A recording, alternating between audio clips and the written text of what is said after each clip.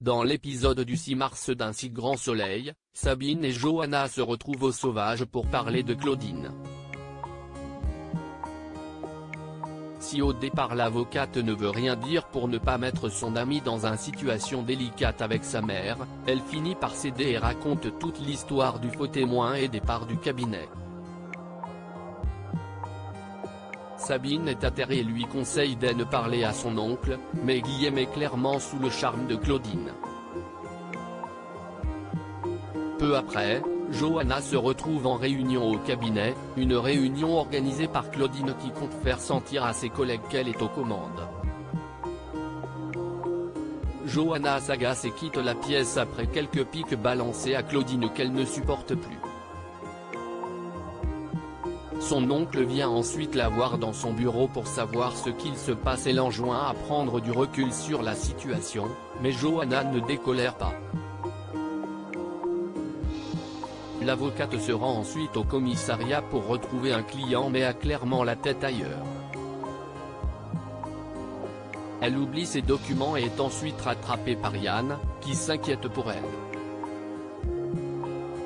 Le lieutenant lui fait alors une déclaration passionnée, assurant qu'il n'arrête pas de penser à elle. Yann et Johanna couchent à nouveau ensemble et parlent des difficultés qu'ils pourraient rencontrer à cause de leur métier. Ils sont tous les deux d'accord pour faire la part des choses et essayer d'éviter le conflit autant que possible. De son côté, Claudine parle à Alix du comportement de Johanna au cabinet et confie qu'elle voit bien que la jeune femme ne la supporte plus.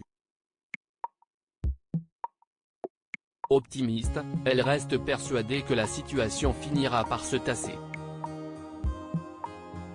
Ailleurs à Montpellier, Mélissa va à l'hôpital et explique qu'elle a eu une relation sexuelle non protégée et qu'elle est inquiète. Evan et Claire la prennent en charge et voient bien que quelque chose ne va pas, mais Mélissa a trop honte et préfère ne rien dire du viol qu'elle a subi. Mélissa raconte tout à Inès quand elle se rend au bar un peu plus tard, son patron décide de la virer après ses 3 jours d'absence. Dépitée, Mélissa tourne les talons mais se fait rattraper par Inès. Une fois encore, la jeune femme insiste et Mélissa finit par lui dire ce qu'il s'est réellement passé lors du shooting avec James. Cela permet à Inès d'assurer à son amie qu'elle a été violée, peu importe ce qu'elle a pu signer, et que rien n'est de sa faute. Mais Mélissa ne veut pas porter plainte, redoutant la réaction des policiers à qui elle pourrait parler. Lorsqu'elle rentre enfin chez elle, elle se fait suivre par un jeune homme qui lui annonce qu'il l'a vue dans une vidéo pornographique sur internet et qui lui propose de venir chez lui.